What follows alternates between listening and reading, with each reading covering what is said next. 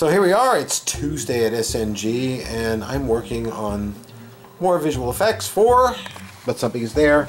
And currently I'm doing more stuff with the visitor guys.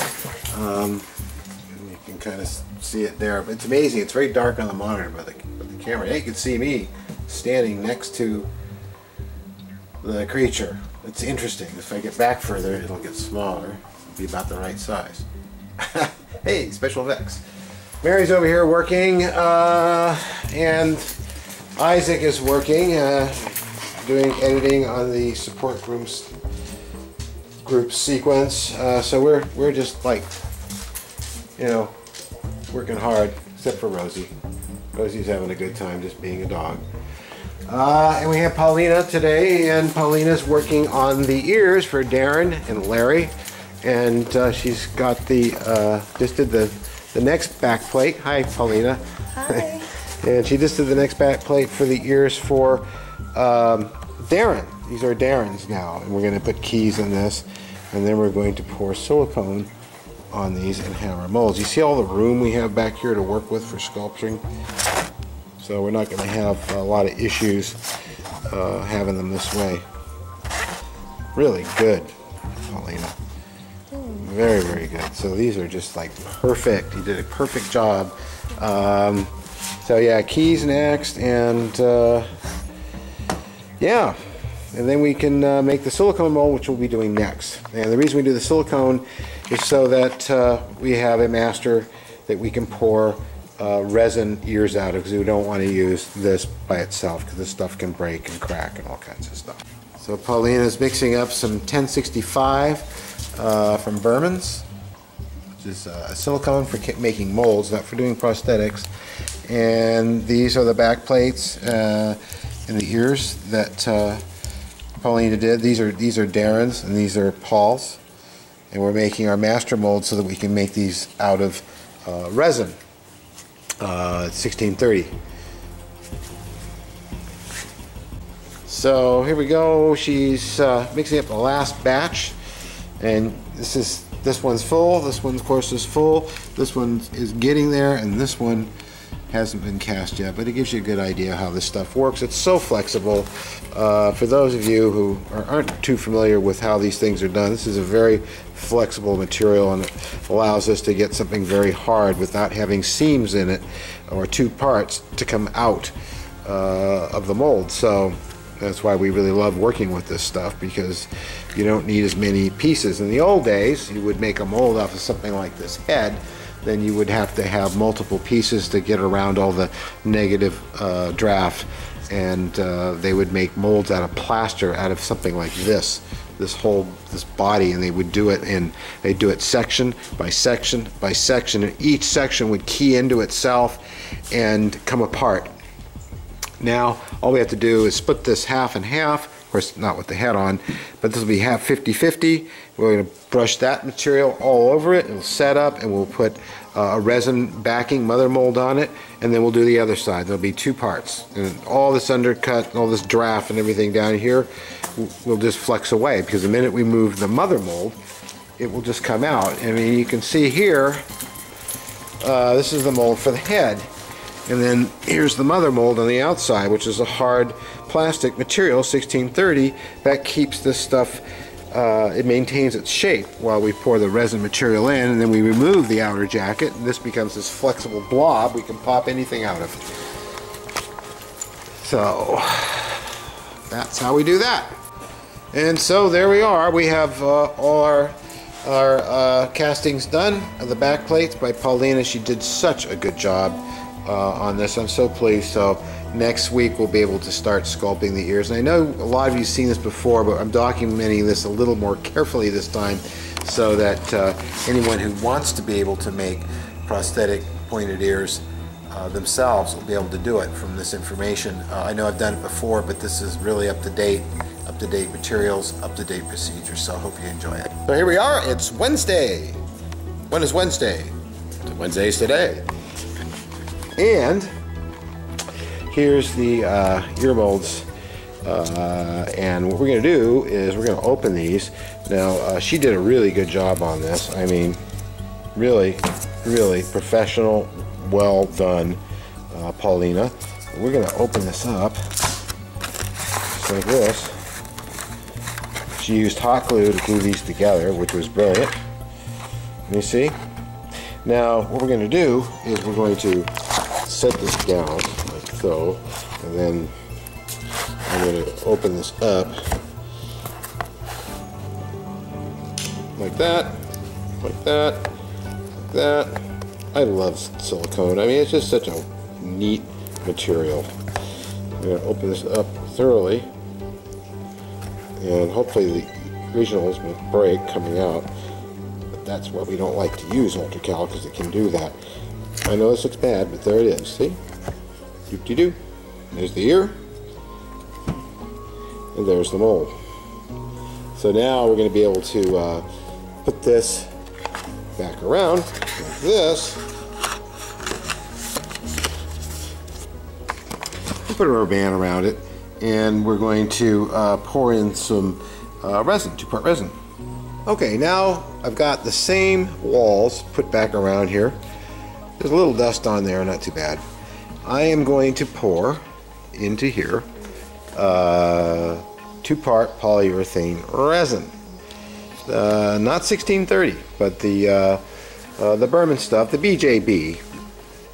I get it at Berman's, but it's BJB, and it's BJB. Oh, this is flexible foam. We won't be using that.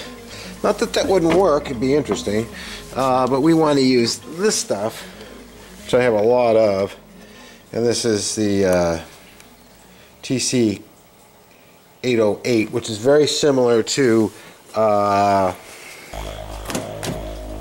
Alumilite. It's white, it's flexible after it casts very quickly.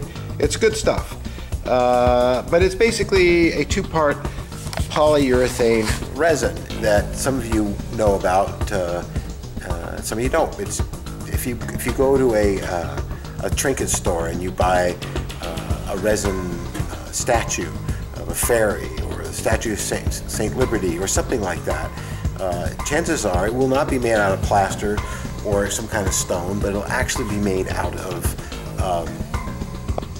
a 2-part polyurethane resin, because it's the wonder plastic. 2 parts mixed together, 50-50, boom, instantly you have a product, as you'll see here in a second.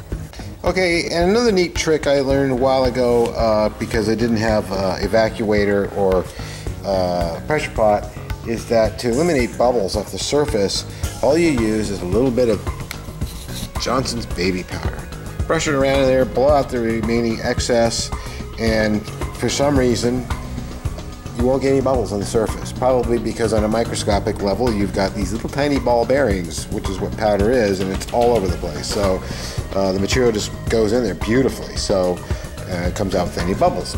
Great trick, works for all kinds of stuff, and there are probably some of you out there making parts and getting bubbles, and even with the evacuator and everything else, you should still put the powder, because you won't get anything on the surface this way. Really, it works. Now I've mixed up 200 grams. I'm going to mix this and put it in the molds. Okay, this messy gooey stuff is all poured up. As you can see, it's already turned white in these. I put a little bit more on top, make it a little bit thicker. Same on this one. And this one has just been filled. It took about 1,000 grams to make these up. But as we watch this here, if you could actually feel this, you can feel how warm it's getting. It gets real hot because of the exothermic process. And as you're watching it here, you've seen this before, you'll watch before your eyes the genesis effect, which is where you see a nebula start to form and then a planet forms. So here we go. Any second now it's going to go off.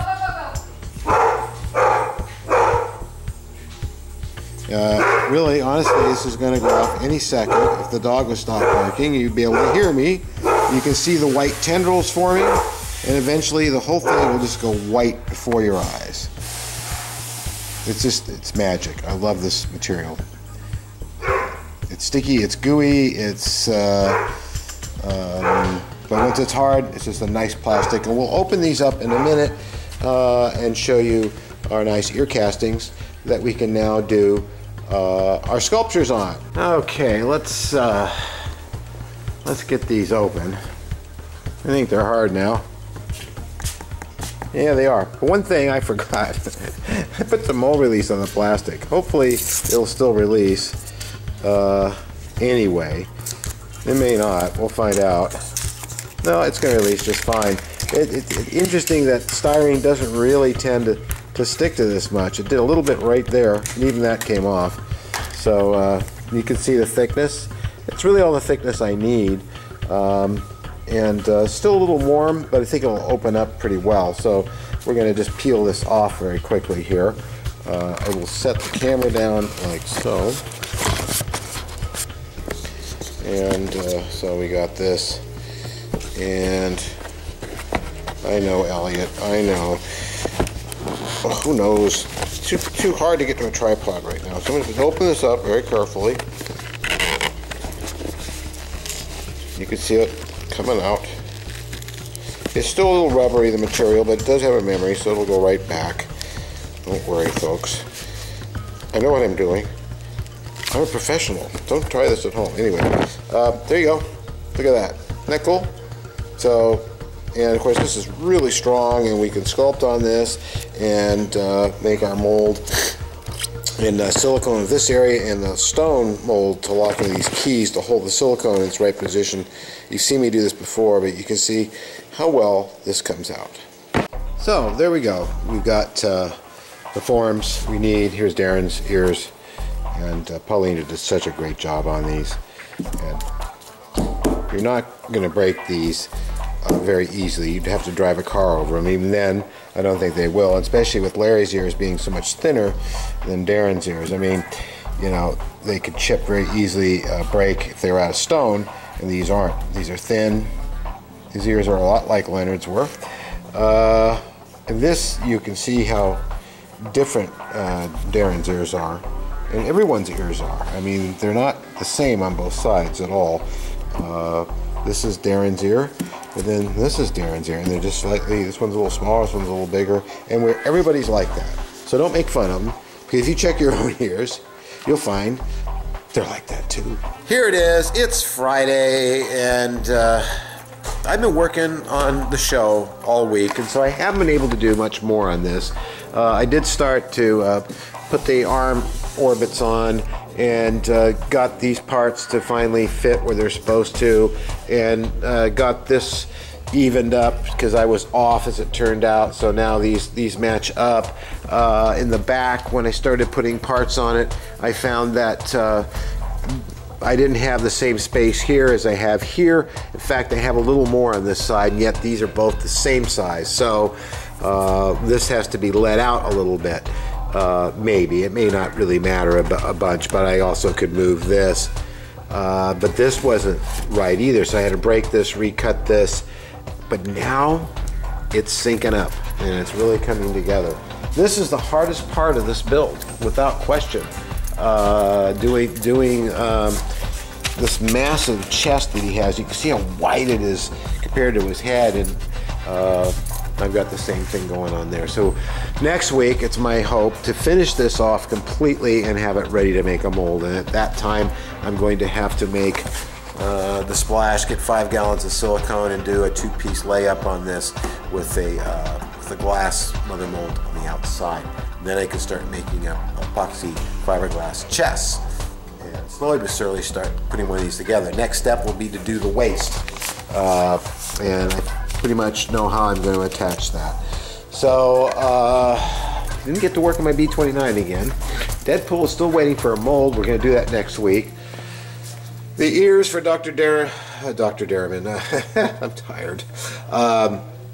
Darren Doctorman are waiting to start being sculpted on by Paulina and I next week. We've got Isaac here, who's working on her edit still, and Mary, who's on her cell phone, and here I am waiting literally, let's see, how long has it been now?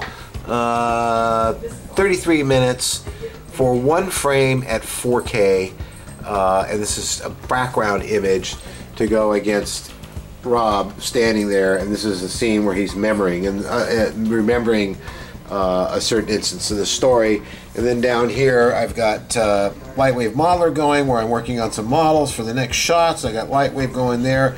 I've got After Effects going there, and of course Premiere for the edit of this scene, which is called the support groups. But that's what we've done so far this week. It should be more interesting next week because we'll be working more in the ears. We got another project starting, which I'll tell you more about when it starts next week. And so there'll be lots of different things to see us do here. So there's the comp. Keep in mind it's kind of blown out by the monitor. There's Rob standing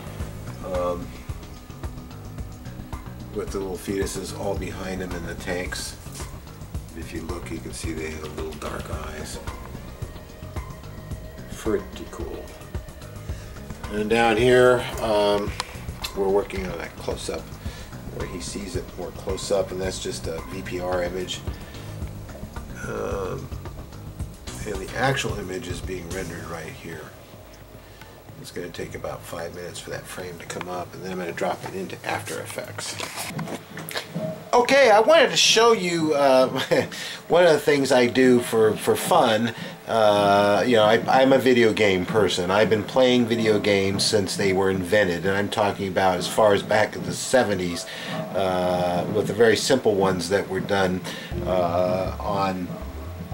when I was at college and stuff, with war games and things like that. And of course it's progressed all through the years, from the Apple II computer to the Amiga, the Commodore 64s that I had, and so on and so forth, and Electronic Arts. It has really come a long way, and it's quite realistic these days, and I enjoy them, and I play all kinds. But one of my favorite is racing, and because I've always wanted to be a Formula car racer, or race cars. This allows me to do it. Now I have this force feedback wheel here, which has got a shifter on it, and down below I've got brake pedals. But I'll just give you a little demo of what this is like. There we go. Think about blocking it. For some reason I'm not shifting. I'm not on auto shift, that's why.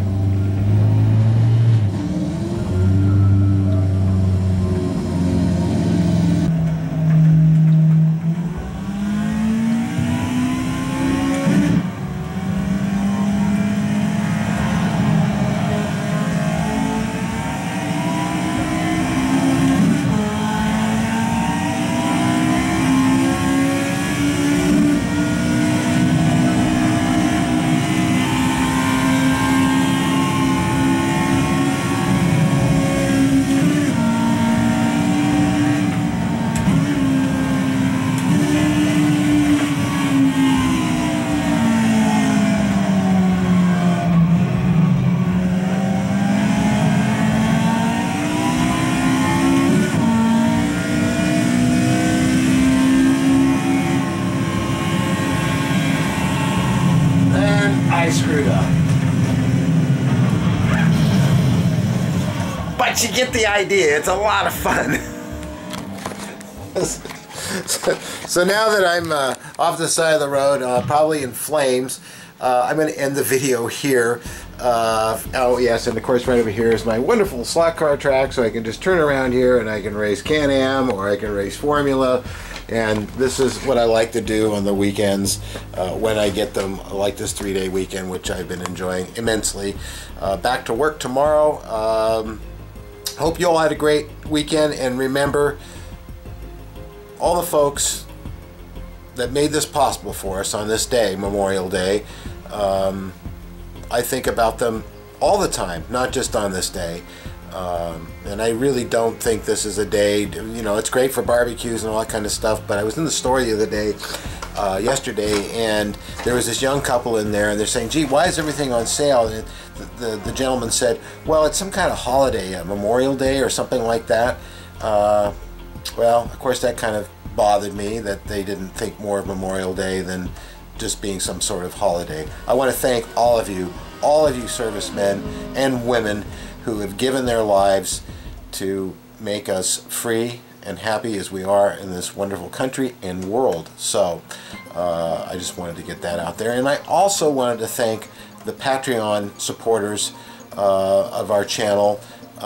They have been somewhat diminishing since I've been doing this TV pilot, which is very important because the TV pilot and your money from Patreon has been going towards this TV pilot and the Iron Giant is going to enable us, once we sell the show, to bring in a steady income and employ a lot of our friends and a lot of other people to work on a series.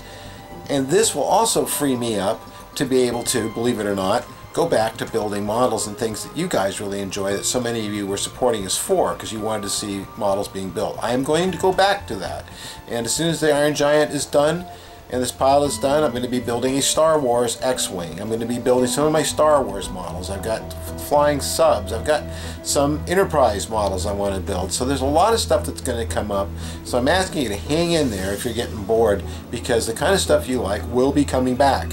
It's just it's really necessary to get this show done, because eventually we're going to do more and more film production, and that will put lots of people to work, make our studio busy, and allow me to have people working for me, and enable me more time to be able to build models, which I really love doing a lot. So just I wanted to let you know about that and bring you up to speed while this is going on. So and how important that your support is to us and how important you are to us. So as I said, if you want to go and be a Patreon supporter for SNG, please do so, and we'd appreciate it a great deal. Anyway, that's going to be it for now. Thank you so much again for all your support, and we really do love you a bunch, and we'll see you next week for another great show.